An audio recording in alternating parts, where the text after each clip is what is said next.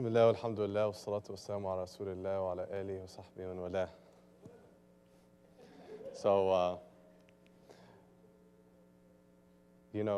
I was so excited when I heard about this event because hearing the paths that different people take and how they achieve that last state or that last glimpse when your life intersects with them, we're so simple sometimes. We see them and we assume, they were born and then they were in their cradle and then they popped out of that cradle and achieved the biggest world success. And you have no idea what happened in between.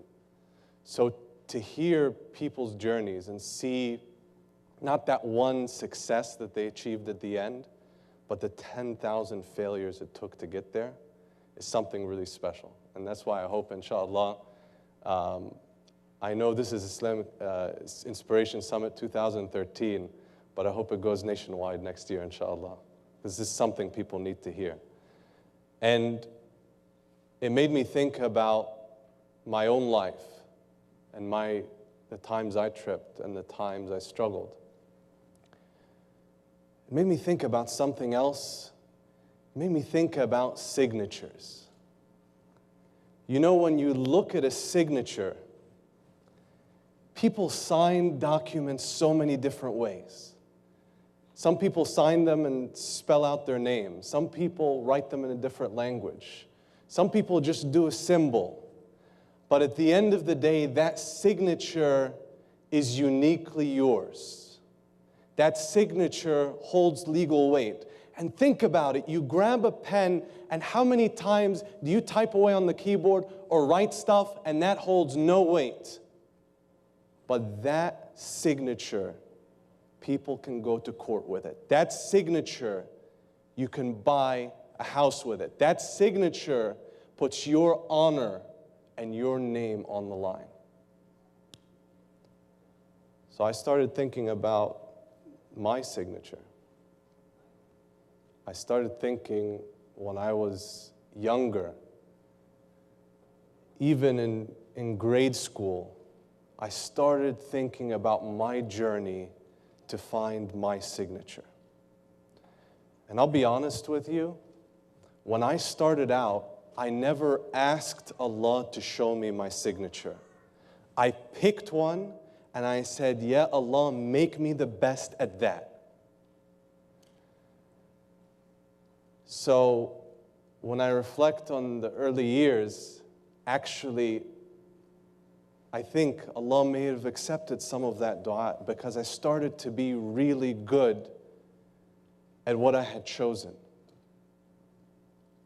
I had started to really excel at what I chose to be my signature. I know that sounds great, but that's terrible. The reason it's terrible is because something horrible happened in my heart. I had chosen my signature, I was really good, and so I started to think I was the best. It sounds bad, but what kind of Muslim would I be if I can't admit to you what's back there, what's behind who I used to be, that you don't know, but I know better than you. The scholars say the worst deception is the deception of the saint, to think that you are something you're not. But I had chosen my signature and I went after it. And I had that verse, وَفِي ذَلِكَ فَلْيَتَنَافَسِ الْمُتَنَافِسُونَ. Let the strivers and the competitors strive in good, and I thought I had something good. So when I was in Sunday school, and I memorized إِنَّا أَنزَلْنَاهُ فِي لَيْلَةِ الْقَدْرِ faster than anybody did, in a whole year, man, I thought I was the sweetest thing since sliced bread.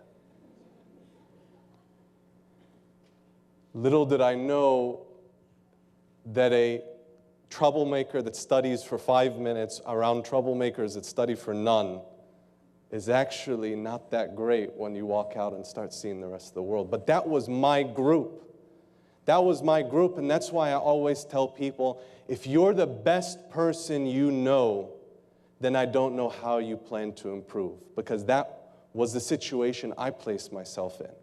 I stopped recognizing how to measure myself and Allah left me to my own measures. But Allah is the most generous, and Allah is incredible. You know, you can read about Him in the Quran, and that's beautiful. And you can ask people about their experiences with God. But the way to know Allah subhanahu wa ta'ala, whether it be through the Quran or your experiences, is to connect with Him yourself. And I was slow, and those of you that have known me for some time know I'm exceptionally hard-headed. So I didn't get the messages at first, but Allah started to send them to me. The first one was in the exam of that class. We had, in Sunday school, we were tested on a bunch of small surahs in Juz Amma, in the last part of the Quran, and I had everyone down except for Surah Al-Layl. And I didn't study that night. And I was ready.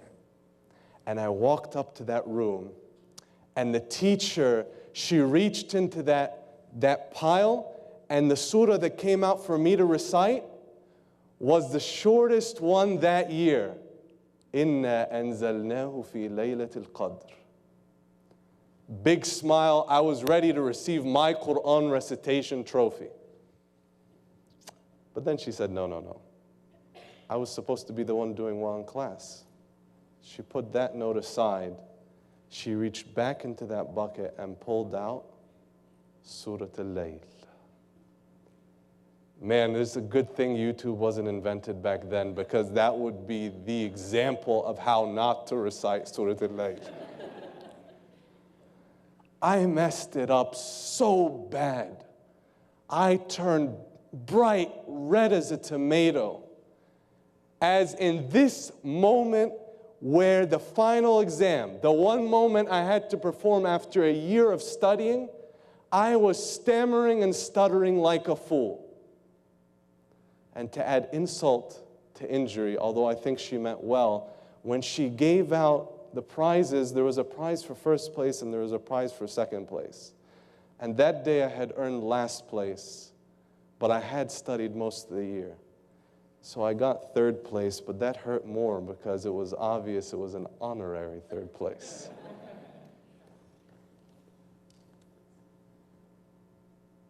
I walked out, I told you I didn't get the message, and so it happened outside of Sunday school.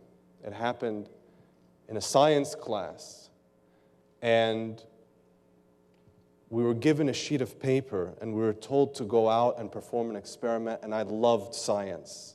I loved science. It was actually, that class was the first time I thought to be a scientist or engineer as a profession. And so I walked out, and I was ready to get my customary A+, and I did my things, and measured the observations and wrote down the answer, handed it in early.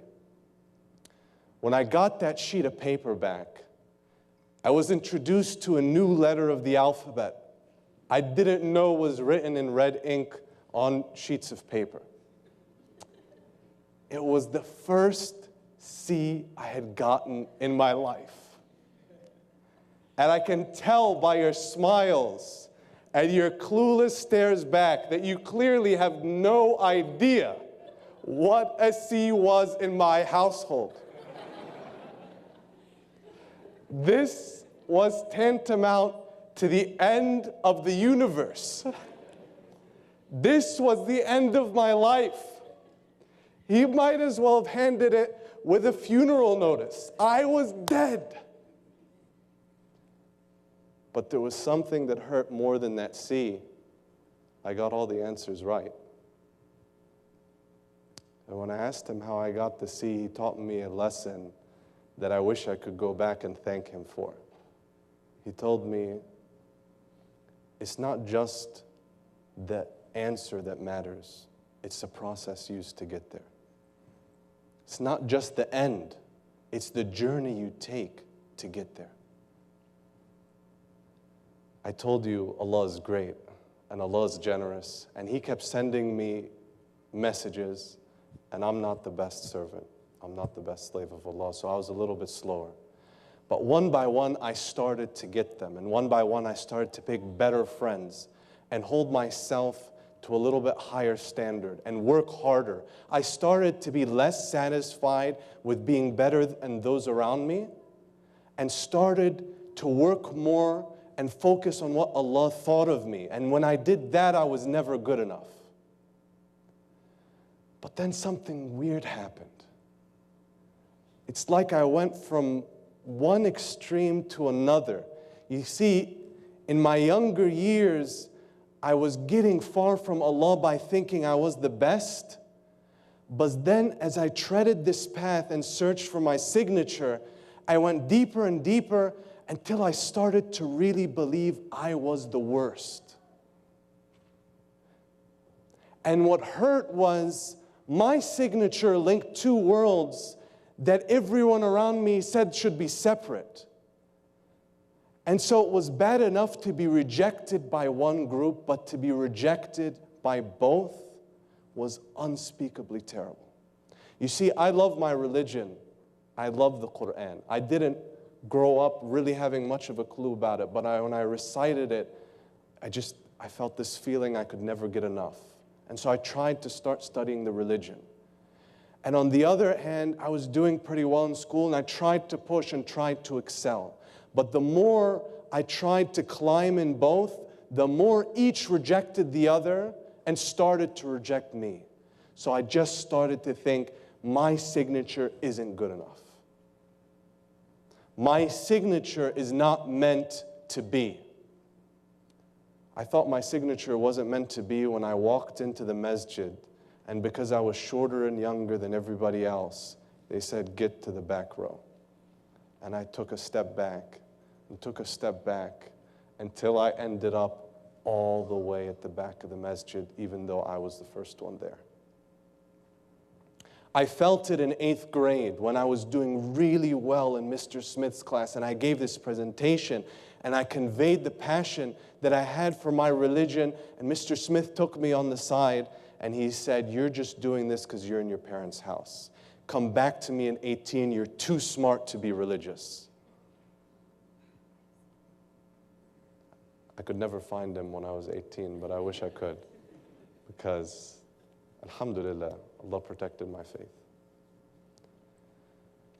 The problem with feeling you're the worst is there's a difference between humility and humiliation. You see, fear of Allah is a good thing. Fear of failure is a bad thing, but you take it too far and fear can paralyze you. And that's what happened. I started to feel inadequate. I started to just see everyone trying to take me down. Every time I would do something, it would just be wiped out.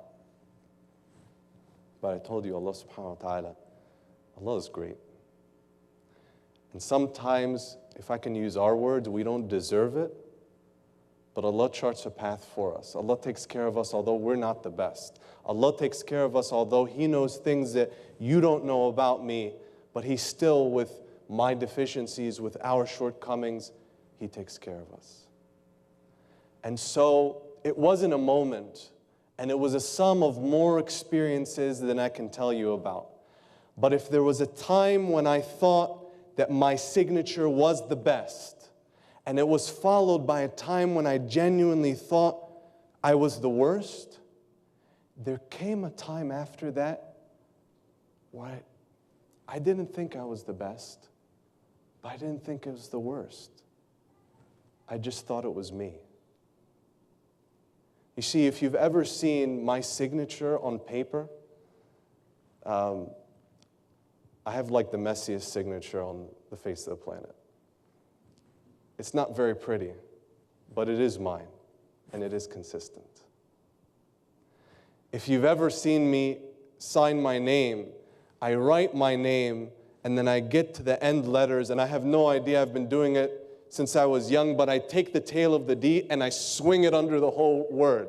And then I take the end of the B at the end of my last name, and I bring it up and I cross the T across the whole thing. And you look at it, you're like, what fool came up with this signature?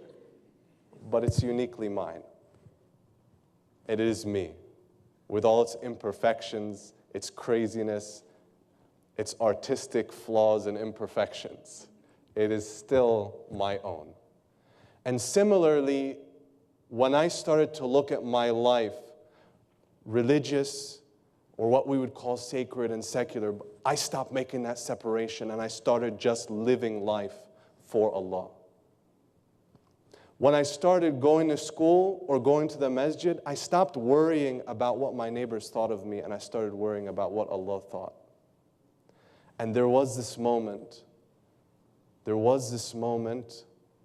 back in that worst period that I was telling you about. There are so many, but there's one that stands out. I was giving khutbah at the University of Maryland, and I mean, a bunch of you were there, right? So you know it was nothing special. And we didn't have a lot of khatibs, and I was just doing my thing. And then prayed sunnah like any time, got up to go after, and a person came up after me, and he said, that was a good khutbah. You know, the usual. Some people tell you it's good because you said a good word, and that's from Allah subhanahu wa ta'ala. Some people say good just to praise you, and they don't want to tell you what's wrong. So I just said, thank you, like I usually do. But he said, no, you don't understand. He said, you have no clue what you just said. He said, that message, thousands of people will connect with that message after a few years. I smiled at him. I waved him off. I started walking. He said, no, you don't believe me. You just need 5 or 10 years, and there will be thousands of people connected with that message. So you need to start preparing yourself from now. It was the first time I realized that dua in the beginning was what I did wrong. I chose a signature, and I asked Allah to make me the best at it. But when I stopped caring about how others evaluated me and I just turned my hands into Allah and I said, Allah, use me as you will. When I said, Allah, show me my signature so I can live a life worth living, Allah subhanahu wa ta'ala guided me to that signature, and that was years before that moment. So I was living a gift from Allah and I didn't know what I had.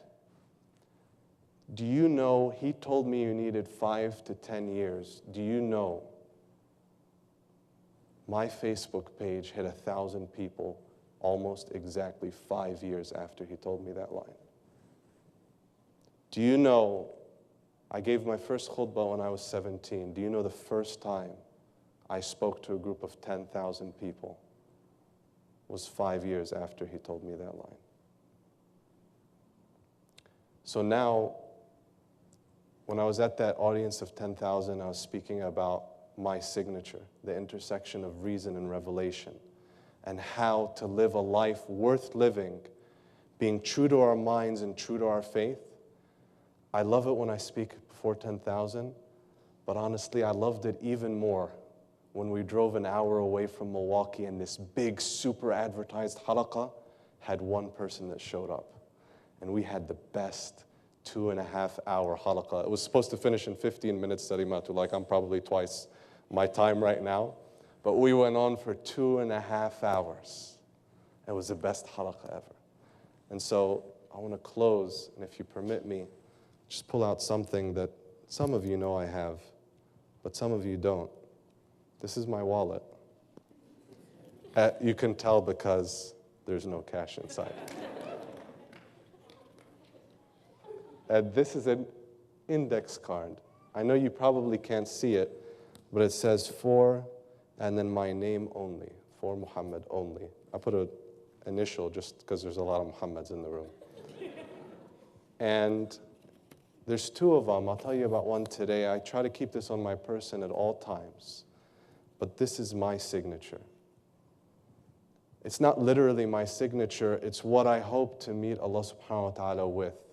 Because I know on the Day of Judgment, there's going to be a lot of competition for Jannah, and I'm not going to beat a lot of people in prayer, and I'm not going to beat a lot of them in fasting. And really, if you look at me, I really don't deserve Jannah.